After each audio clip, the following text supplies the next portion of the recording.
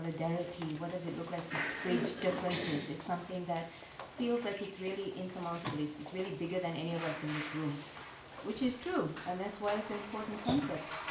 And it's something that we all kind of agree with in principle, right? I don't think anybody wakes up in the morning thinking that they want to go and engage in conflict.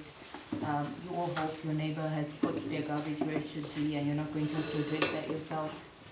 And it's so big and important and central to the work that we do that at Empowerment Squared it's one of our core values.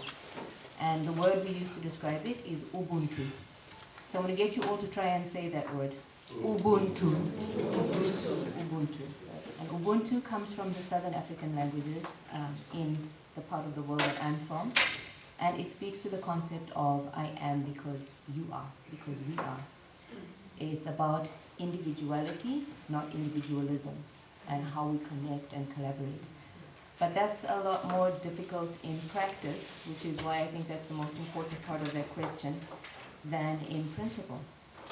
Because as our founder often says, it's a lot easier to Ubuntu with people that you get along with. It's easy to get along. There's a famous quote that says that you're most interested in and engaged by books and concepts and ideas that you already agreed with before you read them. And that's why the lens that I'm going to present today is about how a key indicator of solidarity and what it takes to bridge differences is discomfort, and how that's an important part of the frameworks that we use when we engage with other communities. So one of the programs that we implement through the International Department at Empowerment Square is the International Youth Internship Program. And this takes Canadian youth, they're aged 18 to 30, and places them in 3-month internships in either Ghana or Liberia. Sounds like a fun adventure, right? I think there's a generational piece to this, because if I were a 20-year-old, back when I was a 20-year-old, this would sound fascinating. This is great. I want to do this. But there's a little bit of a challenge that comes, and it comes from some of the pressures of the systems in which we live in now. We spend a lot of time with our youth before they travel to their placements, preparing them for the experience. They complete a module that's compiled and curated by McMaster University that's about global citizenship. They reflect on those concepts, what it means to have cultural humility, what it means to be a global citizen. And of course, again, everyone agrees in principle. These are things that make sense, they matter, that's why you're here. Someone who doesn't believe that doesn't apply for this program. But then, in every cohort, a couple of weeks into the experience, an intern will have some sort of a moment of frustration where they say, the schedules keep changing, I've been waiting for these people, we're supposed to have this meeting, and what is the research framework we're applying anyway? And generally they're flicking back through their knowledge and the things that they've learned before they traveled, and they're looking for, you said participatory action research. I see these principles missing, and these are the things that I think we should do. We should apply these things and adapt in this way. And what they're expressing, the frustration they're experiencing, isn't coming from a place of arrogance or just being difficult or a lack of acceptance. It's discomfort. And it's a lack of familiarity with where they are. And that's why some of the things that it's important to take into account when we speak about bridging differences and connecting with folks in the community in meaningful ways is just what Veronica alluded to previously. Yes, the language is important. We need to have these terms to describe what we're doing, and especially when we're working within systems and we're trying to implement programs that we hope will have a positive impact beyond the program. We need that language to describe it. But it can often become a label. It can become a term that gets cliched and it loses its meaning. We have a framework, we have KPIs, we have indicators. So when you experience that discomfort, the temptation is to swoop in and fix it. You want to address it. You want to bring structure. You want to respond to the problem that's being expressed. But there's another lens and a piece that I think is important to think about when you are responding to those challenges.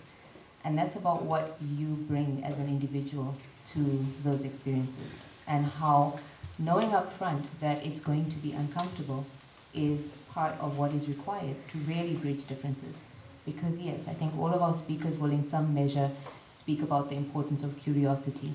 and in the definition that Anne read at the beginning of each person having the means and the access to contribute to shaping the communities in which they live, that comes with inherent conflict because we are all individuals and we're parts of systems. From the day you're born, you're part of your family, and that's a little committee that thinks that there's a particular way that everyone else should behave. And then you go out into the world. So what we find reflected often in the experience of these folks is what many of us experience in our organizations on a broader scale. One of the reasons that we're able to do the work that we can at Empowerment Squared is because of the really strong partnerships we have, especially within Hamilton. Last year, we were the privileged stewards of the first sister city relationship between the city of Hamilton and an African city, city of Painesville. And so there is now a collaboration in place where we have institutions able to inform and learn from each other and build and contribute meaningfully to the realities in each space. And it is genuinely a mutual learning exchange. It interrupts the thinking that there is a way of being and a way of doing things. Our CEO hates the term best practice for this reason, because there are only good practices. I have to agree. Because we're not taking frameworks and ways of working that we know have yielded positive outcomes, but that were developed without the voices of the people that they now impact, and applying them in those spaces. We're engaging, we're collaborating, we're communicating. We have established in Painesville as Empowerment Squared the Liberian Learning Center. And often the only thing folks know about Liberia is the Civil War, a significant part of the country's history. And they're still in the space of recovering in terms of infrastructure, systems, capacity. But what about beyond that? What about the individuals and the experiences that Veronica alluded to? It's one of the things that we have been able to nurture and cultivate through the partnerships in agreements like the Sister City relationship, where Hamilton Public Library is a sister organization with the Liberian Learning Center, the first post-Civil War library and learning center in the country. And it is where our interns go when they're placed in Liberia during their practice. But it's easy in those moments of tension and day-to-day conflict to forget that you are literally sitting in a piece of history, and to be instead frustrated that the government official who said he'd be here at 2 isn't here and it's 3:30.